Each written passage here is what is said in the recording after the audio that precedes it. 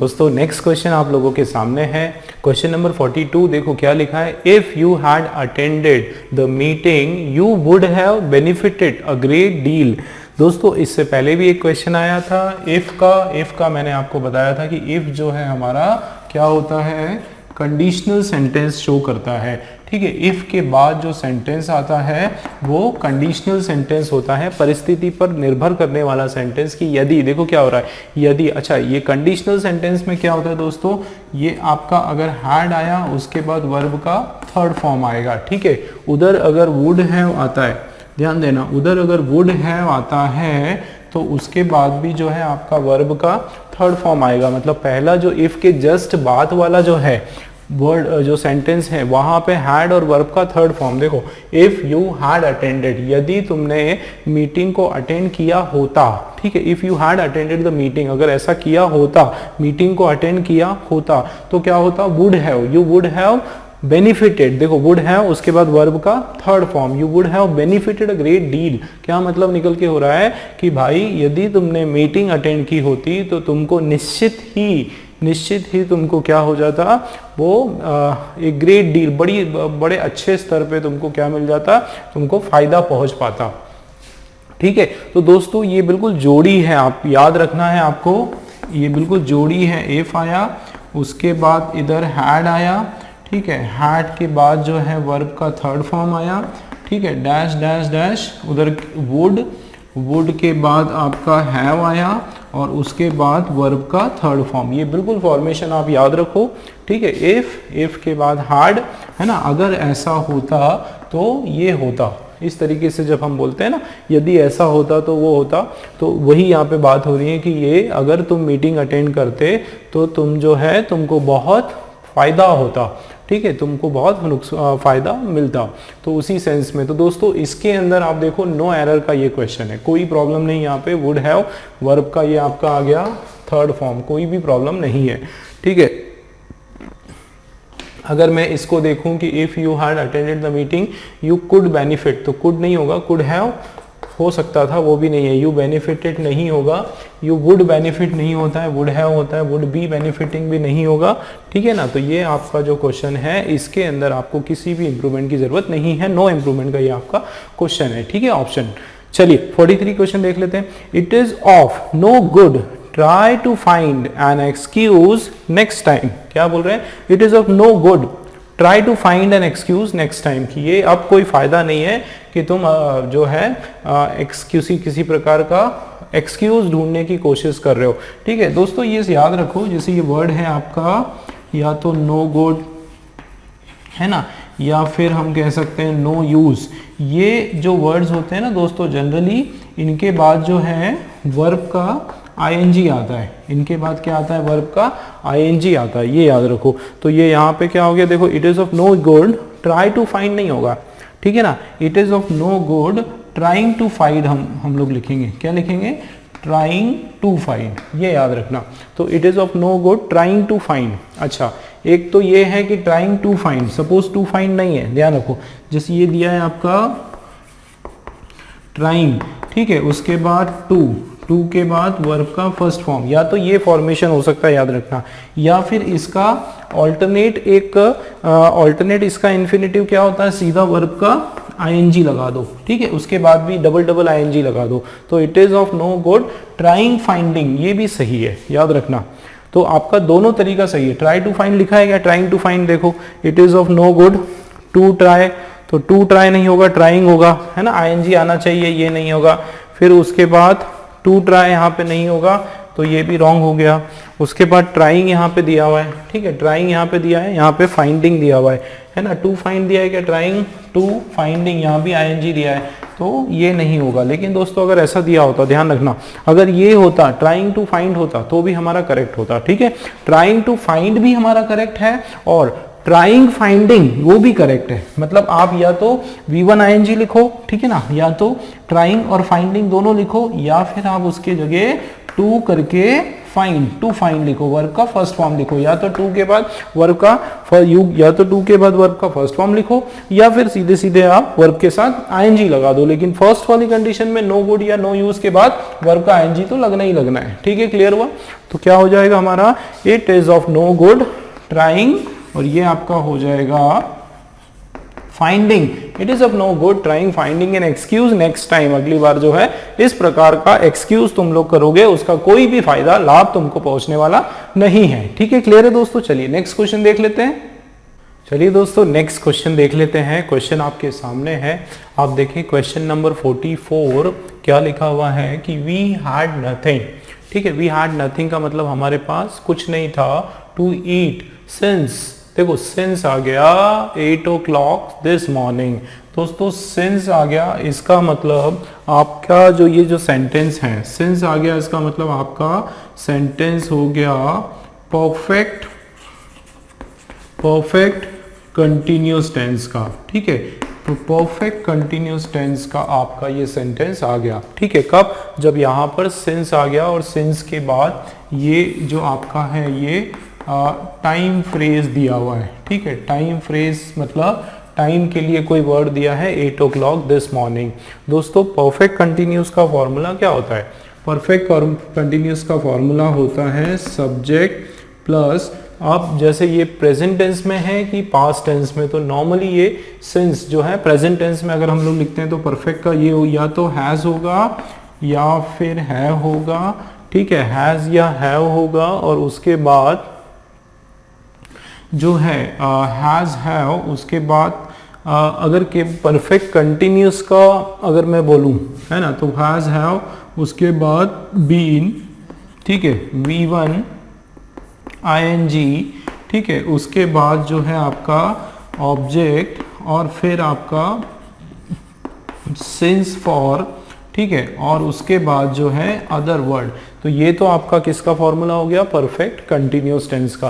दोस्तों एक और तरीके से हम लोग परफेक्ट सेंस को शो कर सकते हैं, कैसे?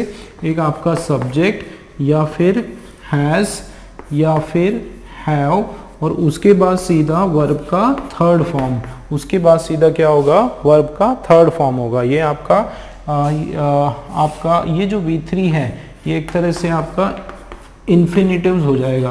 क्या हो जाएगा? ये इन्फिनिटिव्स। तो ये दो स्ट्रक्चर में आ सकता है। ठीक है, एक तो क्या होगा, एक तो परफेक्ट कंटिन्यूअस टेंस में कुछ हो जाएगा आपका, या फिर आपका इस तरीके से हो जाएगा हैज हैव और उसके बाद V3।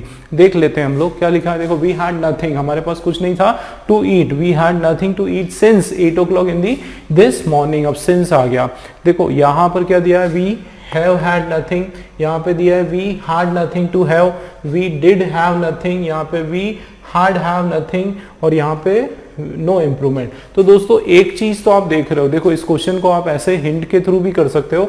यहाँ पर भी देखो हैड हैव, डिड हैव, ठीक है, यहाँ पर भी हैड हैव और यहाँ पे भी हैड हैव, मतलब हैड और हैव का कहीं ना कहीं कॉम्बिनेशन आ रहा है। चारों ऑप्शन में आप देखो हैड और हैव या डिड हैव का जो है कॉम्बिनेशन आ रहा है। इसका क्या मतलब है कि एक जो हैव है, एक जो हैव है वो आपका मेन वर्ब की तरह काम कर रहा है, और दूसरा जो हैव है, मान लो मैं दोनों हैव मान लेता हूं, चलो एक ये हैव है और एक ये दूसरा हैव है। ध्यान देना दोस्तों, बहुत इंपॉर्टेंट बात मैं आप लोगों को बता रहा हूं। दो हैव है आपके, ठीक है।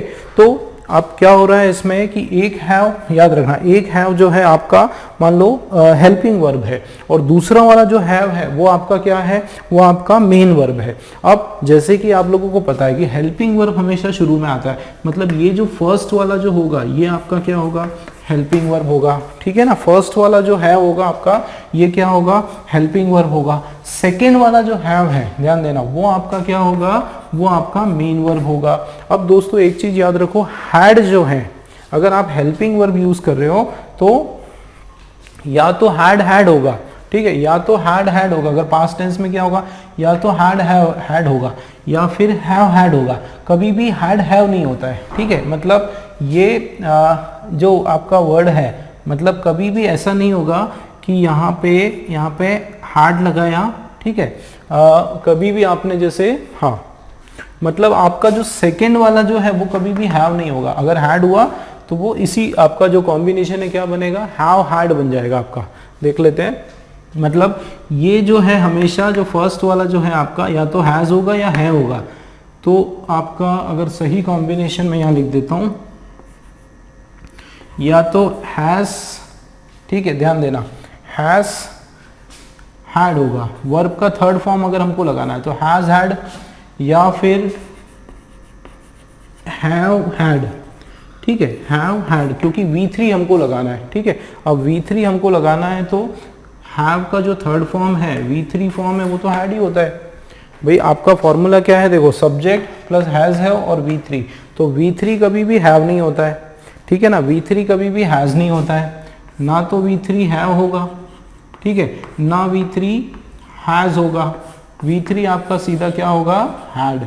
मतलब सेकेंड ऑप्शन आपका कुछ भी हो, सेकेंड जो वर्ड है वो आपका हैड होना चाहिए, है ना। जैसे यहाँ पे इसको देखो, इस ऑप्शन में हैव हैड, तो ये हैड सेकेंड वाला होना चाहिए। यहाँ पे डिड हैव नहीं होना चाहिए, सेकेंड ऑप्शन हमेशा हैड होना चाहिए। ये हैड है, यहाँ पे टू है, तो ये सेकेंड ऑप्शन जो है दोस्तों आपका क्या होना चाहिए, हैड होना चाहिए। यहाँ पे देखो हैड और हैव आ गया, हैव यहाँ पर आपका नहीं आएगा। क्लियर हो रही मेरी बात, भाई हैव क्यों नहीं आएगा यहाँ पे, मैंने क्या बोला, सेकेंड ऑप्शन जो मेन वर्ब आपका है, मेन वर्ब हमेशा दोस्तों आपका क्या होना चाहिए, वो V3 होना चाहिए। तो V3 के लिए हमारा एक ही है वर्ड, ये देखो हैड, मतलब इसकी जो राइट कॉम्बिनेशन है वो क्या हो गया, we have had nothing to eat since 8 o'clock this morning. Clear हो रही मेरी बात, ठीक है। हमेशा ये स्ट्रक्चर आप याद रखना, कभी भी परफेक्ट टेंस की हम बात करें भाई, या तो हैज आने वाला है, ठीक है ना, या फिर हैव आने वाला है। हैज और हैव आएगा, लेकिन जो मेन वर्ब है आपका, भी जो मेन वर्ब है वो तो हमेशा V3 के फॉर्म में होगा, मतलब वो आपका हमेशा हैड होने वाला है। दोस्तों ये बहुत कंफ्यूज करने वाला क्वेश्चन है, इसीलिए मैं बता रहा हूँ, बिल्कुल ध्यान से समझना है इसको और बिल्कुल पूरे अटेंशन से इसको देखना। ये हमारा ए वाला जो ऑप्शन है ये बिल्कुल राइट है आपका, ठीक है। हैव हैड नथिंग, देखो फिर से देख लेते हैं, we have had nothing to eat since 8 o'clock this morning, ठीक, क्लियर है। ए वाला जो है हमारा राइट ऑप्शन है दोस्तों। Let's see question number 45। ये देखो, it was unfortunate as my friend was in hospital for a week after an accident. अब यहाँ पर क्या बात हो रही है कि ये बड़ा अनहोनी है, ये बड़ा अनफॉर्चुनेट है ना, कि मेरा जो मित्र है वो कहाँ पर है, he is in hospital for a week after an accident. वो हॉस्पिटल में है कितने टाइम के लिए, एक हफ्ते के लिए।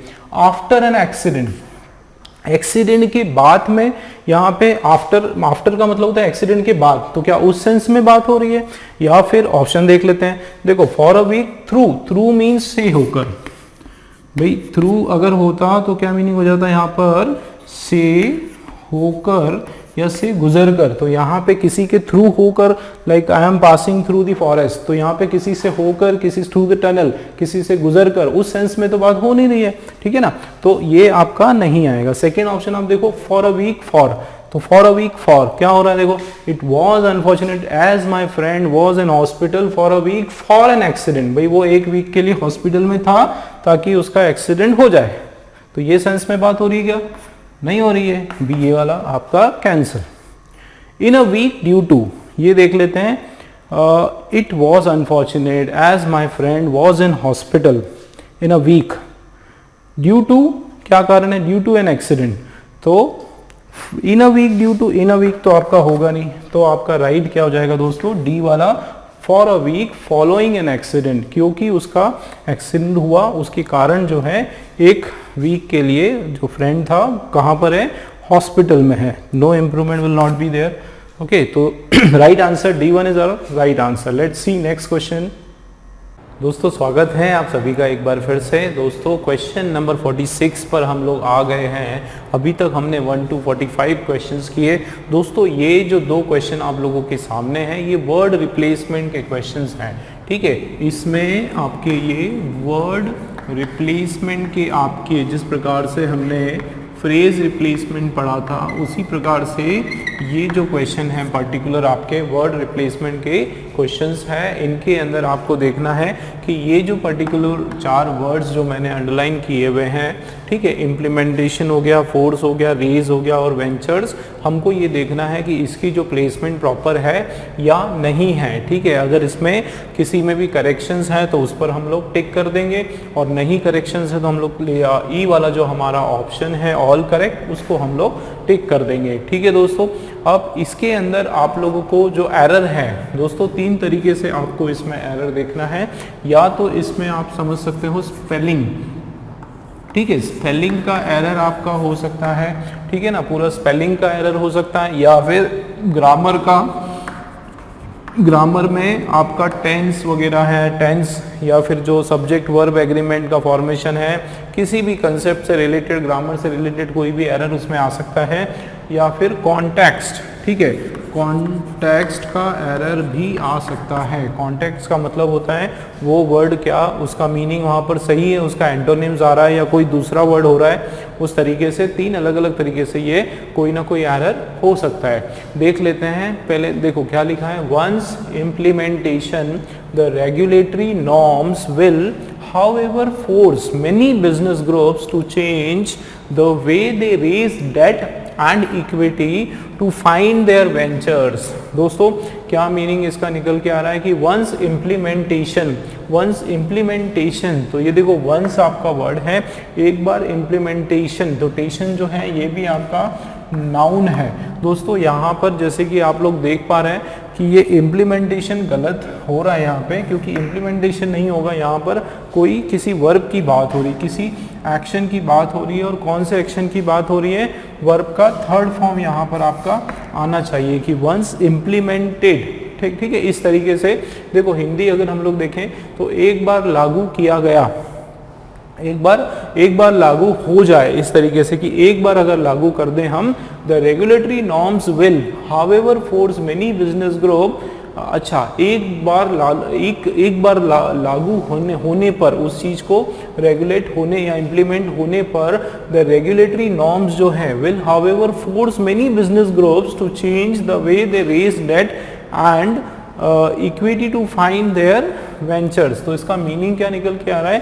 कि अगर एक बार ये चीज़ इम्प्लीमेंट हो गई, जो भी नॉर्म्स वगैरह हैं, तो उससे क्या होगा कि बहुत सारे जो बिजनेस ग्रुप्स है उनको अपना जो तरीका है जिस तरह से वो कर्ज उठाते थे मार्केट से, और इक्विटी जो कैश वगैरह जो फ्लो उसका जो देखते थे, वो टू फाइंड देयर वेंचर्स, ठीक है। वेंचर्स का मतलब होता है उनके बिजनेसेस, ठीक है। तो इसका यही मतलब निकल के आ रहा है कि अगर एक बार बिजनेसेस, इसका यही मतलब निकल के आ रहा है कि एक बार अगर कुछ नॉर्म्स वगैरह में चेंजेस आ गया, तो जो भी तरीके थे जो बिजनेस करने के, मार्केट से किस प्रकार से पैसा उधार लेने का, पैसा फ्लो करने का, वो सारे तरीके जो हैं बिजनेस को चेंज करने पड़ेंगे। ये उसका मोटा मोटा मीनिंग निकल के आ रहा है। अब हम लोग देख ले रहे हैं वंस इम्प्लीमेंटेशन। तो दोस्तों ये तो आपको पता चल रहा है कि इम्प्लीमेंटेशन जो है यहाँ पर ये हमको गलत लग रहा है, इम्प्लीमेंटेड, ठीक है, वर्ब का थर्ड फॉर्म, मतलब ये हमारा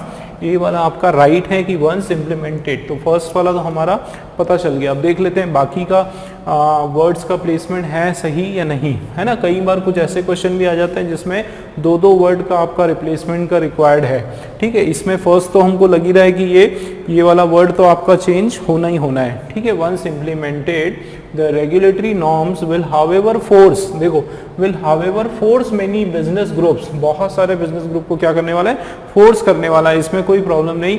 and the way they raise debt, जिस तरीके से वो डेट को, कर्ज को रेज करते हैं, मार्केट से उगाई करते हैं, उसकी बात हो रही है। And to find their ventures, तो दोस्तों वेंचर्स जो है इसका मतलब होता है बिजनेस, वेंचर का मतलब क्या होता है, बिजनेस होता है। तो यहाँ पे बाकी का सारा प्लेसमेंट सही है, कोई प्रॉब्लम नहीं, केवल ए वाला जो है ये हमारा राइट आंसर है दोस्तों, ठीक है, क्लियर है। चलिए क्वेश्चन नंबर 47 देख लेते हैं।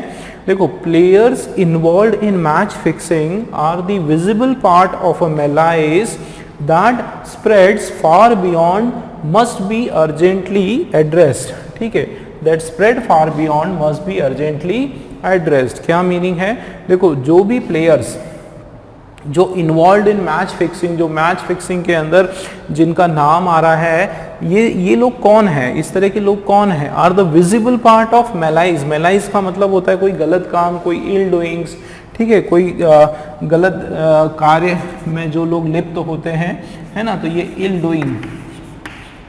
इल डूइंग या फिर किसी प्रकार के ये जो गलत धंधे होते हैं, बैड वर्क होते हैं, भाई इलीगल जो वर्क होता है ना, मैलाइज बेसिकली इलीगल जो वर्क होता है उसकी यहाँ पर बात हो रही है। आप देखो कि ऐसे प्लेयर जो मैच फिक्सिंग में है, एक तरह से ये जीता जागता विजिबल पार्ट, मतलब एक तरह से ये जीता जागता उदाहरण है किसका, जो बैड एक्टिविटीज़ हैं उनका, और दैट स्प्रेड फार बियॉन्ड, और ये बहुत दूर तक ये लोग एक्सक्यूज मी, ये लोग क्या है, बहुत इनके जो हाथ हैं, इनके जो तार हैं वो बहुत दूर तक फैले हुए हैं, मतलब इसमें बहुत सारे लोग इन्वॉल्व है और मस्ट बी अर्जेंटली एड्रेस। और इस तरह की जो चीज़ें हैं मैच फिक्सिंग जो स्पोर्ट्स में, इस तरह की जो चीज़ें हैं उनको तुरंत एड्रेस्ड होना चाहिए। एड्रेस्ड का मतलब होता है तुरंत उनको क्या होना चाहिए, एक्शन होना चाहिए, तुरंत एक्शन लेना चाहिए ऐसे लोगों पर या ऐसी मैच फिक्सिंग जो करते हैं ऐसे प्लेयर्स के ऊपर, ठीक है। तो मीनिंग इस तरीके से हो गया। अब देख लेते हैं, देखो players involve in match fixing, ऐसे प्लेयर जो सम्मिलित है ना, शामिल है, इन्वॉल्व यहाँ पे बिल्कुल सही है, वर्ब का आपका सेकंड फॉर्म आना है। ऐसे खिलाड़ी जो शामिल थे, ठीक है, किस में शामिल थे, मैच फिक्सिंग में शामिल थे, यहाँ पर वर्ब का सेकंड फॉर्म आना, यहाँ पे कोई भी प्रॉब्लम नहीं लग रहा है अभी, ठीक है। तो मैच फिक्सिंग में जो शामिल थे आर द विजिबल पार्ट, ये एक जो बिल्कुल फ्रंट में दिखने वाले, सामने दिखने वाले, ये जो बुरी जो चीज़ें हैं, इलीगल एक्टिविटीज़ का एक तरह से ये लोग मुखौटा है। मेलाइज, तो मेलाइज जो वर्ड है ना दोस्तों, इसका प्लेसमेंट एकदम करेक्ट है ना। मेलाइज मतलब illegal work, that spreads far beyond, तो देखो ये that spreads visible part of malice, तो ये देखो मेलाइज की बात हो रही है ना, ये इलीगल वर्क, और ये आपका सिंगुलर है दोस्तों, ये आपका सिंगुलर सब्जेक्ट है मेलाइज, तो उसके लिए जो वर्ब आया वो भी सिंगुलर वर्ब आया, ठीक है। ये तो दैट के बाद जो वर्ब आया ना स्प्रेड्स, ये जो वर्ब है ये आपका मेलाइज के लिए आया है, और आप देखो ये सिंगुलर सब्जेक्ट है मेलाइज, तो यहाँ पर ये सिंगुलर वर्ब है, मतलब ये दैट स्प्रेड्स, ये भी आपका एकदम एक्यूरेट है ना, जो कि बहुत दूर तक जो फैला हुआ है, फार बियॉन्ड। और आगे क्या, मस्ट बी, क्या होना चाहिए, अर्जेंटली इनको क्या करना चाहिए, इस चीज़ को एड्रेस करना चाहिए, इस चीज़ पर एक्शन लेना चाहिए, कार्यवाही करना चाहिए, बेसिकली इस चीज़ के ऊपर कार्रवाई होनी चाहिए, ठीक है। तो यहाँ पर दोस्तों कोई भी एरर हमको नहीं दिखाई दे रहा है, आपका ई वाला जो है ये आपका करेक्ट आंसर है, ठीक है दोस्तों, क्लियर है। चलिए नेक्स्ट क्वेश्चन देख लेते हैं दोस्तों। नेक्स्ट क्वेश्चन आप लोगों के सामने है 48 वाला क्वेश्चन, देखो क्या लिखा है, the glory of Mona Lisa is such that visitors tend to ignore the many great specimens of Renaissance art, Egyptian antiquity and Greek sculptures. ये चार ऑप्शन आप लोगों के सामने है, मीनिंग इसका देख लेते हैं क्या है। देखो द ग्लोरी ऑफ मोनालिसा, यहाँ पर किसकी बात हो रही दोस्तों, मोनालिसा की ग्लोरी की बात हो रही है। ग्लोरी का मतलब है ये आपका क्या हो गया, सिंगुलर सब्जेक्ट हो गया, यहाँ पे ग्लोरी की बात हो रही है, सिंगुलर सब्जेक्ट है, तो उसके बाद जो वर्ब है वो भी आपका सिंगुलर वर्ब है, वो एक स्ट्रक्चर हमने एरर के हिसाब से थोड़ा सा इसको देख लिया, ठीक है ना, सिंगुलर वर्ब है। तो glory of Mona Lisa is such that, इस प्रकार की उसकी ख्याति है, उसकी ग्लोरी है कि विजिटर जो है टेंड टू इग्नोर, विजिटर्स क्या करते हैं, वो बहुत सारी दूसरी चीजों को इग्नोर कर देते हैं। देखो कैसे, द मैनी ग्रेट, दोस्तों ये भी थोड़ा सा आप याद रखो कि द मैनी ग्रेट आया, द मैनी कभी भी आया, याद रखना, द मैनी कभी भी आया तो इधर आपका जो नाउन है वो प्लूरल नाउन आने वाला है ना। तो थोड़ा सा हम लोग एक्स्ट्रा भी स्टडी करते हैं। तो द मैनी ग्रेट स्पेसिमेंस, तो ये एक चीज देखो, स्पेसिमेंस जो है ये आपका प्लूरल नाउन है, यहाँ पर कोई प्रॉब्लम नहीं, ये बराबर है आपका स्पेसिमेंस ऑफ रेनेसा।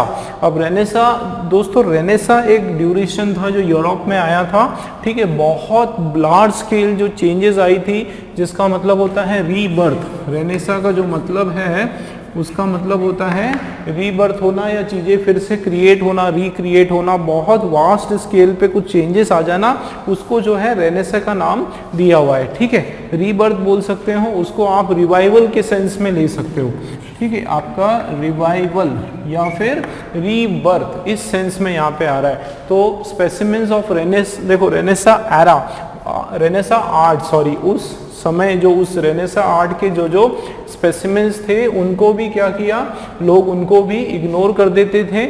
उसके साथ और किसको इग्नोर करते थे, देखो comma, Egyptian, antiquities and Greek sculptures, ये तीनों चीजों को लोग इग्नोर कर देते थे।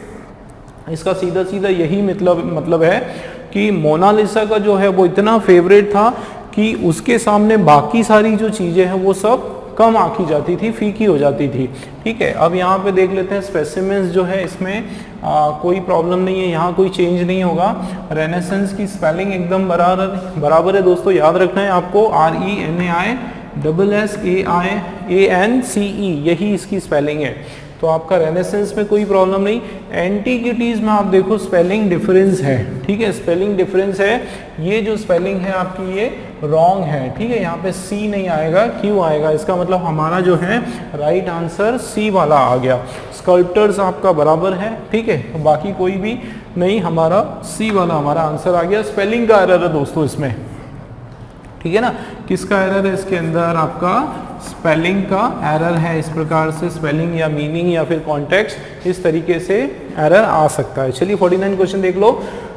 We are surviving in an area where science and technology are on steroid and are changing with a pace that no academician can match. अच्छा, तो ये क्वेश्चन का ही एरर है, ये एरिया नहीं होगा दोस्तों, एरा है, ये आपका एरा का क्वेश्चन है, ठीक है।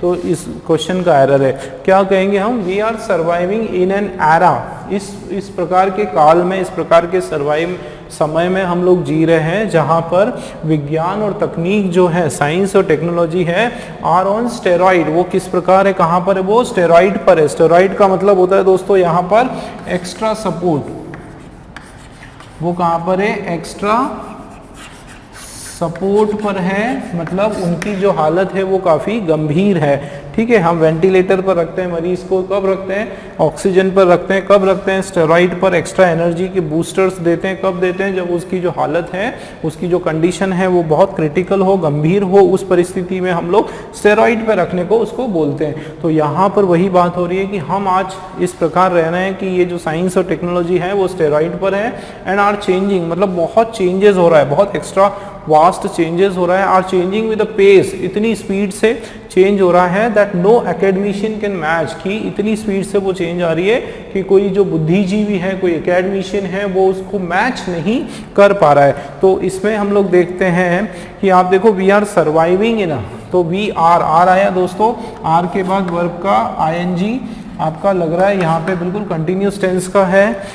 तो इसमें ग्रामर में कोई प्रॉब्लम नहीं, आपकी स्पेलिंग में कोई एरर नहीं आ रहा है यहाँ पर।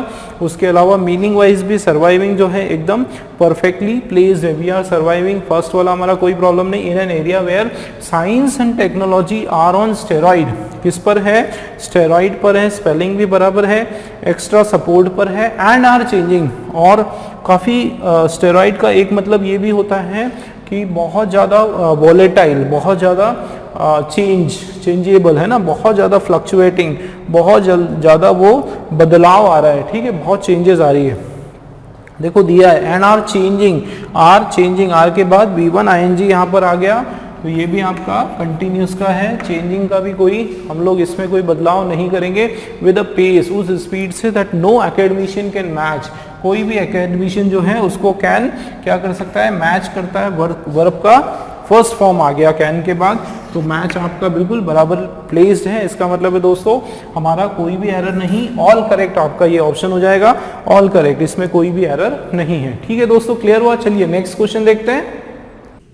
स्वागत है दोस्तों एक बार फिर से आप सभी का। क्वेश्चन नंबर 50 आपके सामने है। क्वेश्चन नंबर 50 में देखो क्या लिखा है, what a country invests in scientific and technological digressive projects is a critical driver of its sustainable growth. फिर से पढ़ लेते हैं, व्हाट अ कंट्री इन्वेस्ट, ठीक है, क्या जब जो भी एक कंट्री जो है, एक देश जो है जिसमें इन्वेस्ट करता है, जिसमें पैसा लगाता है, देखो what a country invest in scientific and technological digressive projects, ठीक है, is a critical driver of its sustainable growth. देखो क्या मीनिंग निकल के आ रहा है कि जो भी जो भी अमाउंट एक देश जो होता है वो इन्वेस्ट करता है किसमें, एक साइंटिफिक और टेक्नोलॉजी तकनीकी जो डिग्रेसिव प्रोजेक्ट्स, तो डिग्रेसिव का मतलब होता है गिरते हुए, ठीक है, गिरते हुए प्रोजेक्ट। तो यहाँ पे जरूर इस वर्ड की प्लेसमेंट में कुछ प्रॉब्लम है, वो हम लोग आगे देखेंगे। पहले मीनिंग देख लेते हैं कि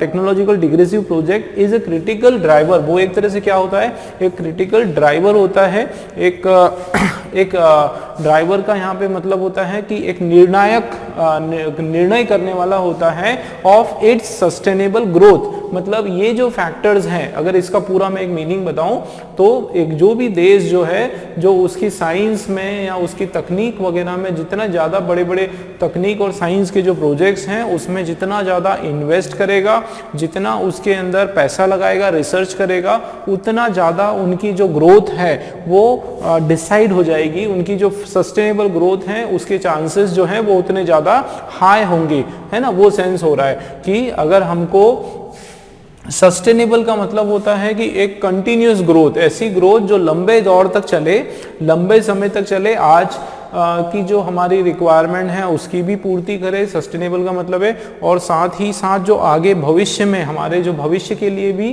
कुछ सालों के लिए भी, आगे चल के भी हमारे लिए वो चीज़ें बचकर रहे, वो ग्रोथ हमेशा संवार के रहे। तो इस तरह की जो ग्रोथ होती है उसको बोलते हैं सस्टेनेबल ग्रोथ। तो यदि हमको किसी देश में इस प्रकार की ग्रोथ चाहिए तो हमको जो है हमेशा लगातार जो है इन्वेस्ट करना पड़ेगा, किसके अंदर, साइंटिफिक तरीके से और टेक्नोलॉजिकल प्रोजेक्ट्स में। तो दोस्तों ये जो डिग्रेसिव है ये तो होगा नहीं, क्यों, क्योंकि डिग्रेसिव प्रोजेक्ट्स तो नहीं होगा, ये आपका नेगेटिव सेंस में है। हर एक वर्ड को देख लेते हैं। देखो साइंटिफिक मतलब आपका जो वैज्ञानिकी जिसको बोलते हैं, टेक्नोलॉजी मतलब तकनीकी, डिग्रेसिव प्रोजेक्ट मतलब जो ऐसे प्रोजेक्ट जो फेल होने वाले हैं, ऐसे प्रोजेक्ट जो कोई कार्य नहीं करने वाले हैं, जो नुकसान देने वाले हैं, उसकी बात तो जाहिर सी बात है हम लोग करेंगे नहीं। क्योंकि यहाँ पे क्या हो रहा है दोस्तों, यहाँ पर हम लोग पॉजिटिव सेंस में बात कर रहे हैं कि जो भी देश जो है एक साइंस और टेक्नोलॉजी के अच्छे प्रोजेक्ट्स में इन्वेस्ट करेगा, वो क्रिटिकल ड्राइवर होगा। उससे पता चलेगा, वो एक डिसिसिव होगा कि उस देश की जो ग्रोथ है वो होगी या नहीं होगी, है ना, एक सस्टेनेबल ग्रोथ होगी। तो ये आपका एक पॉजिटिव सेंस का सेंटेंस है दोस्तों, ठीक है ना। अब हमारे पास ऑप्शन है, देख लेते हैं किसके अंदर एरर निकल के आ रहा है। ये देखो आप, साइंटिफिक तो यहाँ पे बराबर है, साइंटिफिक में कोई प्रॉब्लम नहीं है, ठीक है। डिग्रेसिव दोस्तों आपका रॉन्ग है, क्यों, क्योंकि डिग्रेसिव एक नेगेटिव शब्द है, इसका अपोजिट जो है वो सही हो जाएगा, ठीक है। तो डिग्रेसिव का अपोजिट जो है वो होता है प्रोग्रेसिव, तरक्की करने वाला, तरक्की युक्त, ठीक है। ऐसे प्रोजेक्ट जो अग्रसित करते हो, जो आगे बढ़ाते हो, ठीक है, उन प्रोजेक्ट्स की यहाँ पर बात हो रही है। तो आपका डिग्रेसिव जो है दोस्तों ये हमारा राइट ऑप्शन हो जाएगा। इसके अंदर आपका एरर है। देखो ड्राइवर ऑफ इट्स, ड्राइवर यहाँ कोई प्रॉब्लम नहीं, ठीक है। ड्राइवर का मतलब होता है जो उस चीज को आगे लेके जाए, क्रिटिकल ड्राइवर। तो ड्राइवर का यहाँ पे मतलब है कि डिसिसिव, जो डिसीजन मेकिंग, एक निर्णायक, ठीक है। तो ड्राइवर का यहाँ पे मतलब होता है निर्णायक, ठीक है, निर्णायक उस सेंस में यहाँ पे मतलब निकल के आ रहा है। तो यहाँ पे कोई प्रॉब्लम नहीं है, ड्राइवर भी आपका ठीक है। सस्टेनेबल ग्रोथ, ऐसी ग्रोथ जो लंबे समय तक चले उसको हम लोग सस्टेनेबल ग्रोथ कहते हैं, ठीक है। तो बी वाला हमको आंसर पता चल गया, ठीक। चलिए नेक्स्ट क्वेश्चन देखो आप, 51 वाला। A balance sheet would show that more has been lost than retrieval in the Ayodhya judgment. ये जो बैलेंस शीट है, जब उसका जो पूरा जो लेखा जोखा जब सामने आएगा उससे पता चलेगा, ठीक है। जब उसका हम लोग पूरा एक बही खाता निकालेंगे या फिर जब हम उसका पूरा आकलन करेंगे, शुरू से आखिरी तक जब हम उसका पूरा आकलन करेंगे तो उससे ये पता चलेगा कि मोर हैज बीन लॉस्ट, ज्यादा हमने क्या किया, लॉस्ट हुआ, ज्यादा हमने खोया।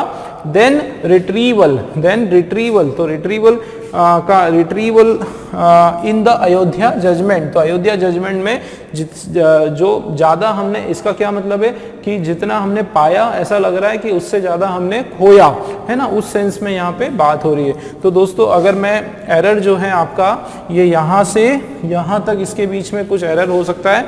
देखो मोर हैज बीन लॉस्ट, ज्यादा से ज्यादा लॉस किया। देन रिट्रीवल, तो मैं आपको बताऊं दोस्तों कि ये जो रिट्रीवल है, ये रिट्रीवल नहीं होगा। यहाँ पे किसकी बात हो रही है, देखो more has been lost, more has been lost, तो ये वर्ब का आपका थर्ड फॉर्म है, ठीक है, वर्ब का क्या फॉर्म है, थर्ड फॉर्म है। तो ये जो देन है उसके बाद भी क्या आना चाहिए दोस्तों, वर्ब का थर्ड फॉर्म या सेकंड फॉर्म आना चाहिए, ठीक है। तो रिट्रीवल जो है वो आपका है ना, रिट्रीवल नहीं होगा, उसके बदले आप क्या करोगे, रिट्रीव्ड। सही फॉर्मेशन क्या हो जाएगा आपका, रिट्रीव्ड, TRIEVED,